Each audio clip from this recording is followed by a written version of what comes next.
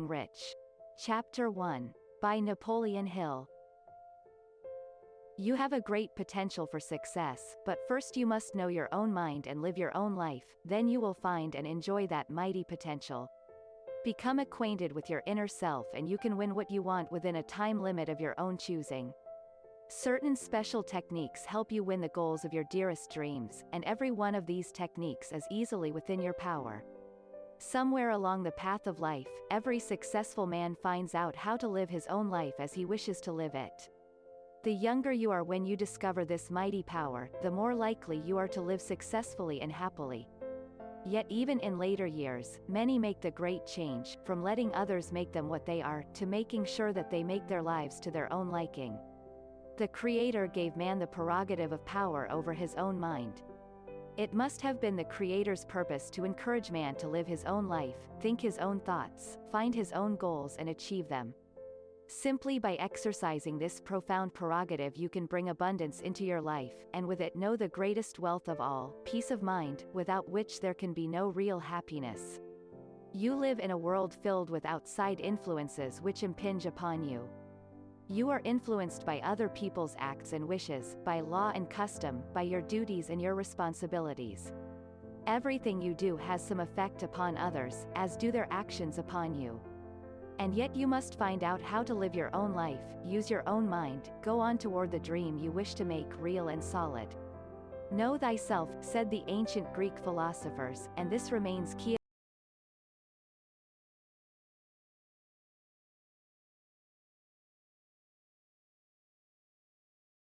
Was the impact of another person's opinion upon Thomas Edison, to let him know with the voice of authority that he didn't have what it takes to absorb even a primary education. Where would he have been if he had allowed this directive to take charge of his thinking? More free books. Fortunately for him and fortunately for the world, Edison decided to live his own life. Through early adversity, Edison discovered something he might never have learned through formal schooling.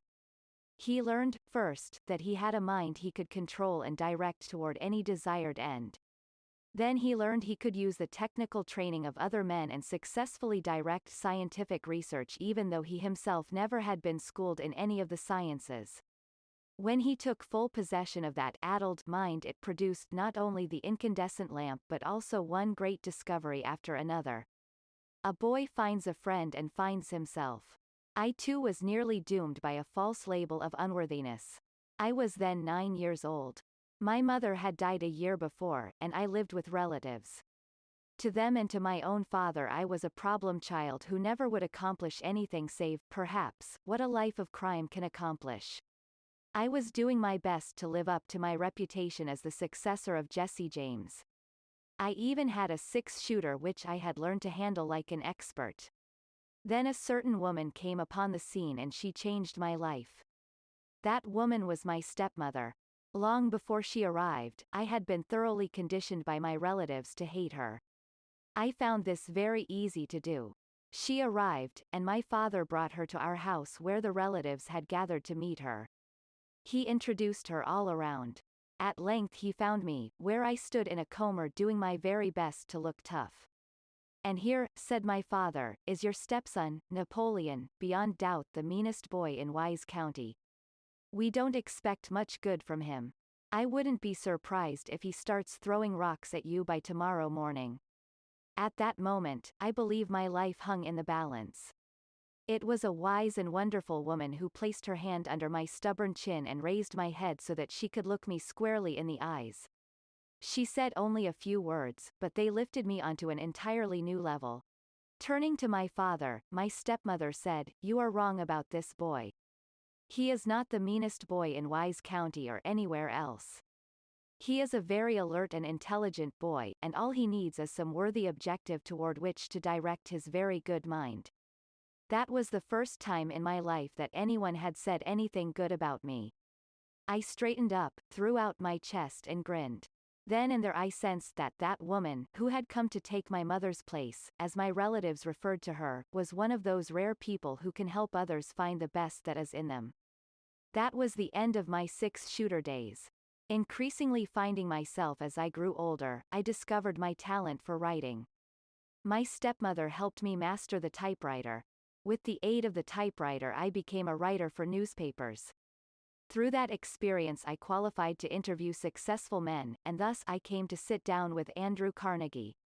Out of that interview, which ran on through the better part of 3 days and nights, came my commitment to search out the secret of successful achievement, not merely as a matter of words, but as a pattern of definite action in the lives of men who have achieved great wealth. Out of this grew the organization of the science of personal achievement, which has reverberated around the world, bringing prosperity and peace of mind to millions of men and women. Great artists also live their own lives, or they could not be great. One of the great opera stars of all time, Madame Schumann Heink, as a young girl went to a music teacher to have her voice tested. He listened a few minutes, then said brusquely, "That's enough. Go back to your sewing machine. You may become a first-class seamstress. A singer, no. Remember, that was the voice of authority speaking. The girl could have been forgiven for deciding then and there that she would never sing again. Yet she hadn't kept possession of her own mind. She became all the more determined that she would learn to sing and to sing well. This she did, and the world became richer. So it has been with many another case in which great personal talent might have been lost forever if the possessor of that talent had not felt it even when the experts said it was not there. Adversity? It's a tonic, not a stumbling block. Every adversity carries the seed of an equal or greater benefit. Very few march straight to success without going through periods of temporary failure and discouragement. Yet when you are in possession of your inner self, there is no such thing as a knockout blow. You may be knocked down, but you can bounce right back. You may detour on rough roads, but you always can find your way back to the paved highway. You may think this applies only to simple matters. Think, then, of the infinitely complex matter of winning the independence of a colonial territory, and not only that, but of focusing the many scattered influences which make sure you become the country's first president. In 1910 I became the personal counselor of Manuel L. Quezon. I not only counseled him politically but, perhaps more importantly, I taught him the science of personal achievement, which then was quite new. Señor Quezon was the first president of the Philippine Islands when they gained their freedom. In 1910, however, that time was far in the future. The goal of freeing his people possessed Quezon's mind, and he saw himself as the first president of the new nation.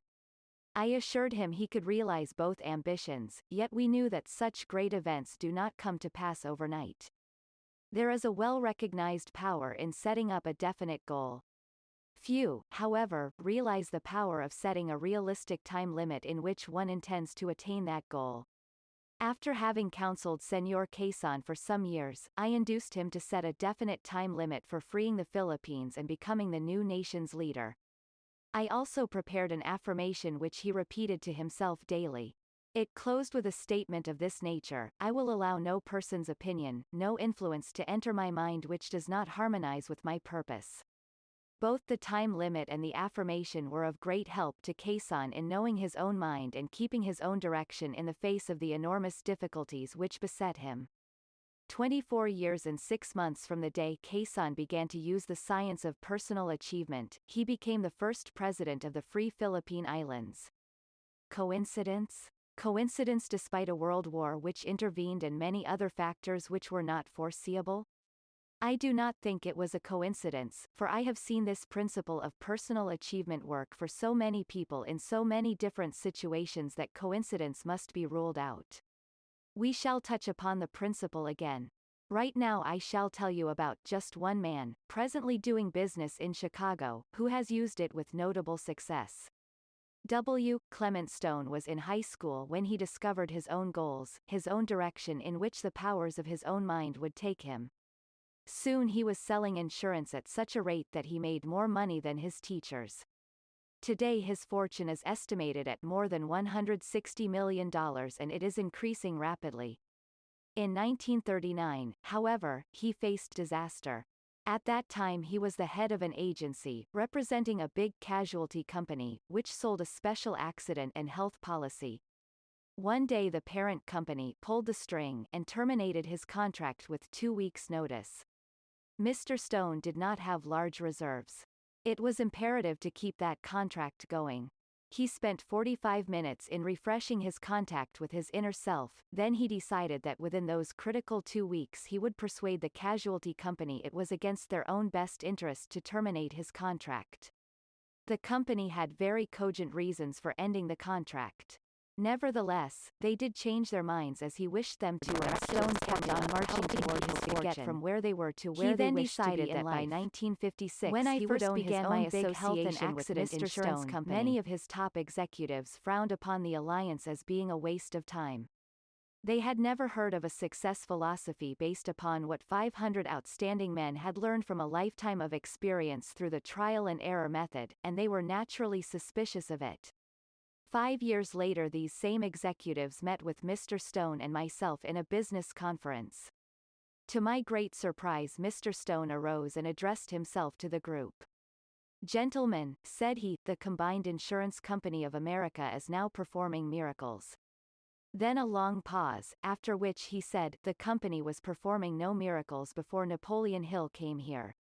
When I began my association with Mr. Stone, the annual premium income from policyholders was around $24 million, and Mr. Stone's personal fortune was estimated to be around $3 million.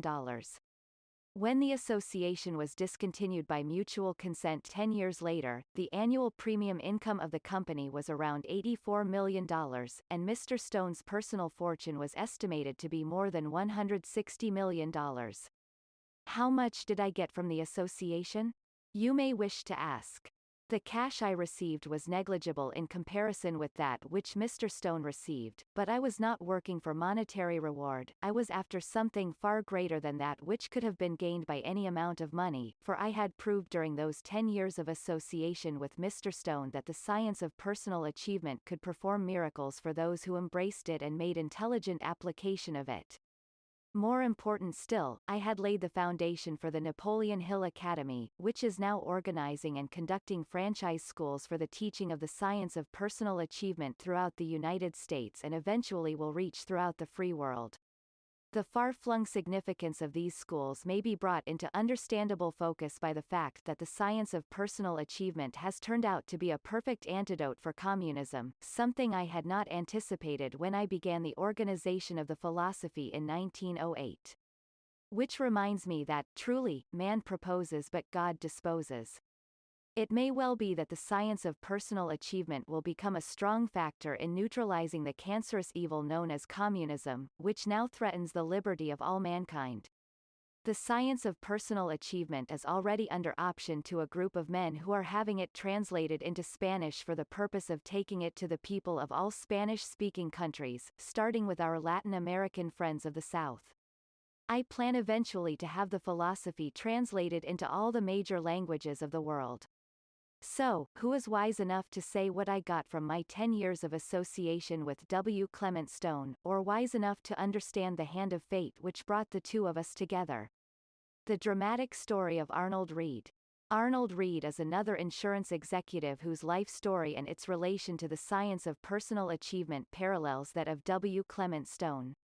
In many respects, his story, as it related to the success philosophy, is more dramatic than the Stone story.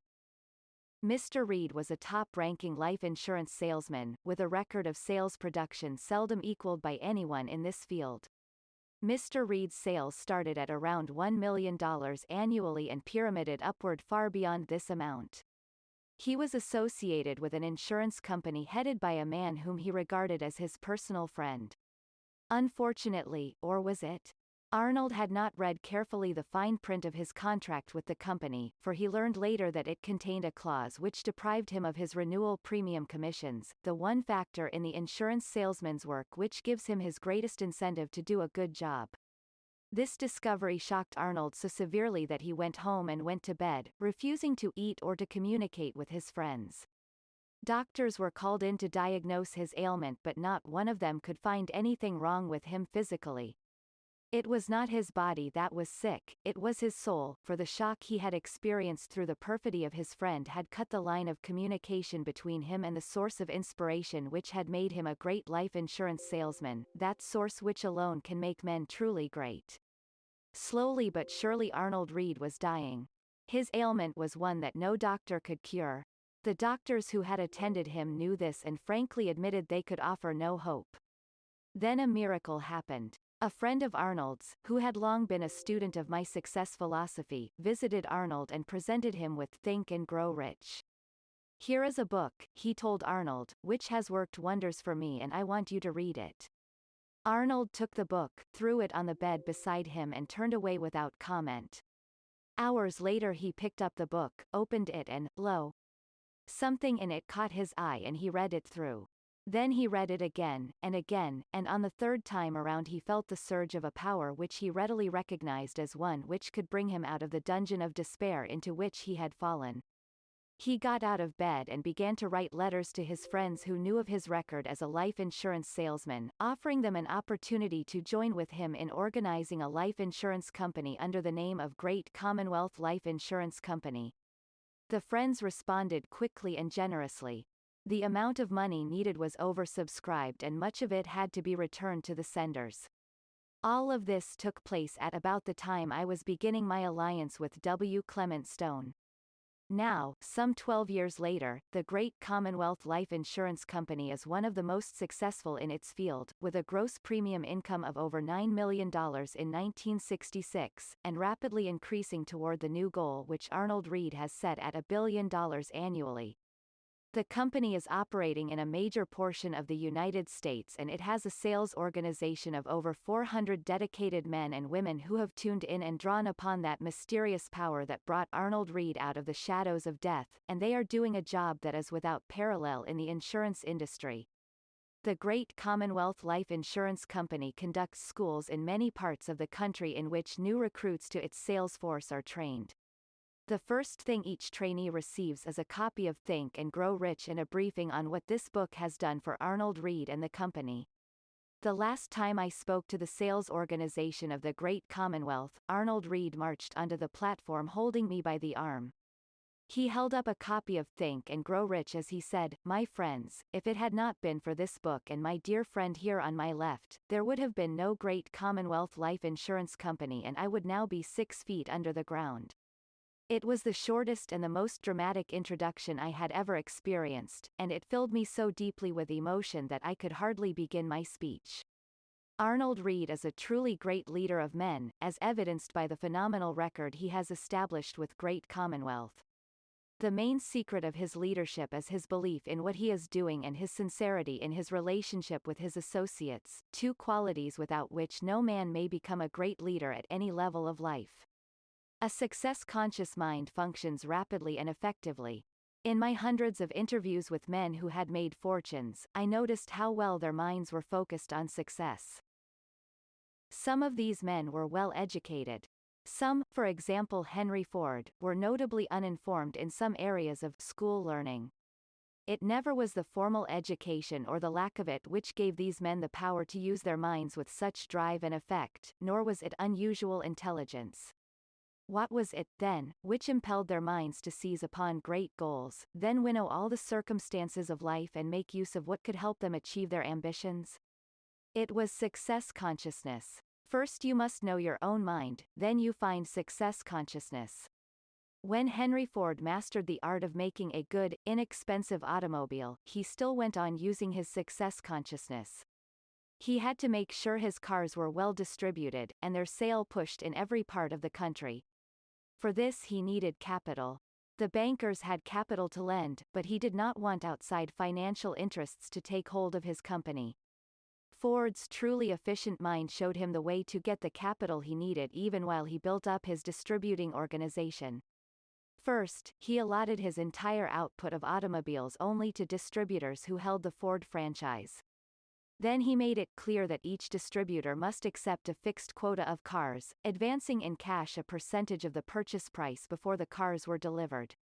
This plan made every distributor practically a partner in the Ford business, yet it did not affect Mr. Ford's control of the business.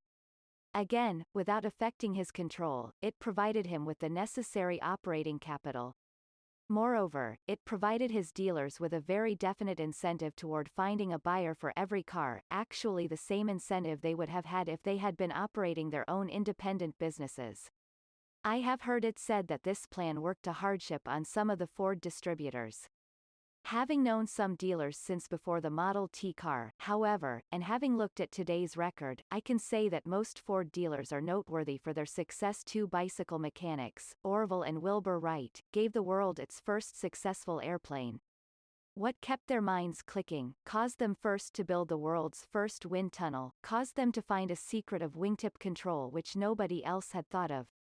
What caused them to surmount limitations of material and of power which still make that first flight look impossible? First, they took control of their own minds and their own lives, then they were guided by the success consciousness which always follows. Is today's world different? Only in some details. Take such a device as a memory core, a tiny magnetic gadget which operates by the thousands in many modem computers. The Wright brothers did not know of such things, nor did Henry Ford or Andrew Carnegie or Thomas Edison. A young man named Merlin Michelson, in 1955, looked at the rapidly dawning computer age and saw what every age offers, a need and a way to fill it. He started to manufacture memory cores in his basement. His first investment in tools and supplies came to $7.21. His first employees were friends and neighboring housewives who pitched in. Today, not yet 40, Mr. Michelson still makes memory cores.